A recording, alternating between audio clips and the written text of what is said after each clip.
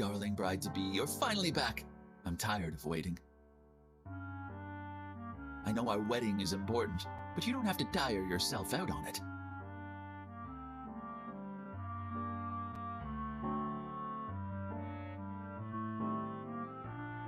Don't be so cold to me, Signy. We're about to be wedded, and you can't escape my grasp. So...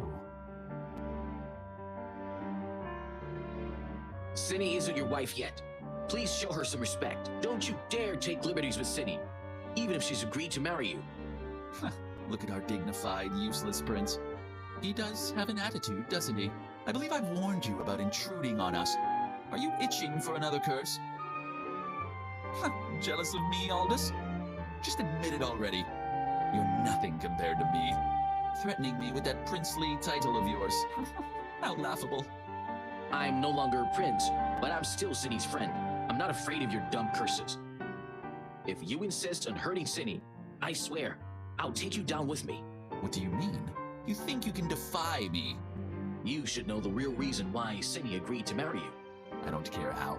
She will be my wife soon enough. Don't you worry. I wouldn't dream of hurting my precious bride, as long as you stay out of my sight. I'll leave now. You'd better keep your promise. Finally got rid of the bother. No one will disturb us now. Signy, shall I tell you a story? Of course you can't.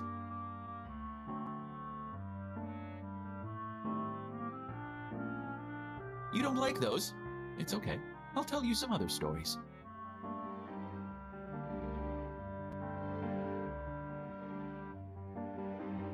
Since you don't like the crow story, I'll tell you the story of a boy instead. Once upon a time, in a beautiful ancient kingdom far, far away, there lived a little boy, locked away in a tall tower. He yearned to see the world, but was never allowed to leave his prison. All he could do was try catching a glimpse of the scenery outside through a tiny air hole.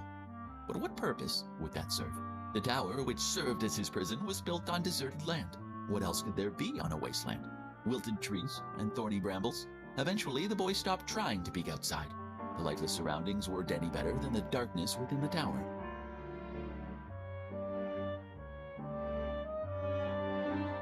Fortunately, the little boy's fortune took a turn for the better shortly after his 7th birthday. He found his first and only friend in the form of an intimidating wizard who appeared out of nowhere. Can you even imagine that? Through the tiny air hole, the boy learned powerful magic from the wizard.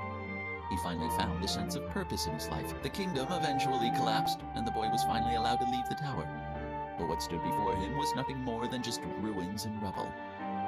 Yet he couldn't care less. He had new ideals to pursue.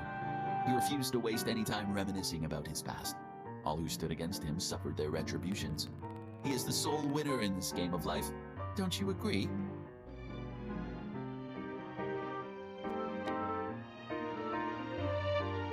Aren't you the least bit curious as to why the boy was incarcerated since birth? It was a curse. A malicious, cruel curse. Signy, do you understand now? Humans are truly pretentious and despicable beings.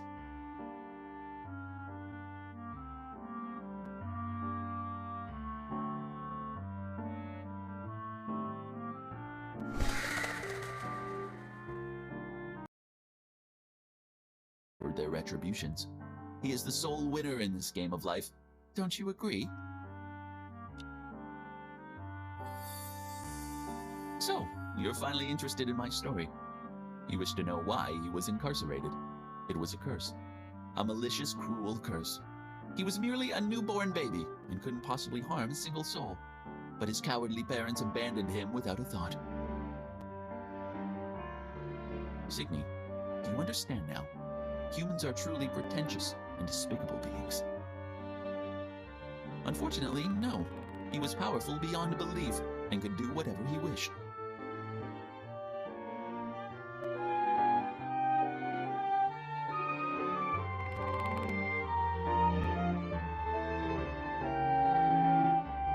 Such naivete.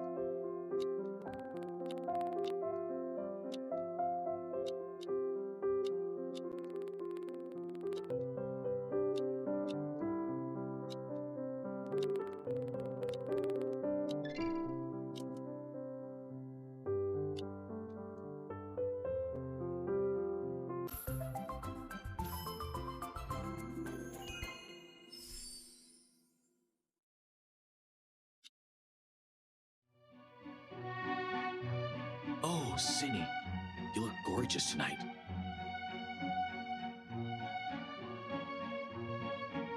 The banquet dinner won't be starting anytime soon. We can stay here for a while longer. Shall I tell you a story then? There are others waiting to tell their stories too. My story isn't very interesting though. I was just a normal prince. Before I was cursed, I was even naughtier than you were.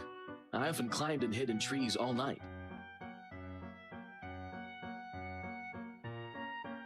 My tutor was a dignified and stern lady. She complained to my father on many occasions, but I was never punished for it. My parents often made up excuses to leave me at home while they went on vacations. I was very upset with them. Yes, I wanted to show them how it feels when someone you love dearly disappears. They knew how I felt and never punished me. It gradually turned into a family game between us. They would score the entire castle to find out which tree I was hiding in, bring me down, and take me on their trips.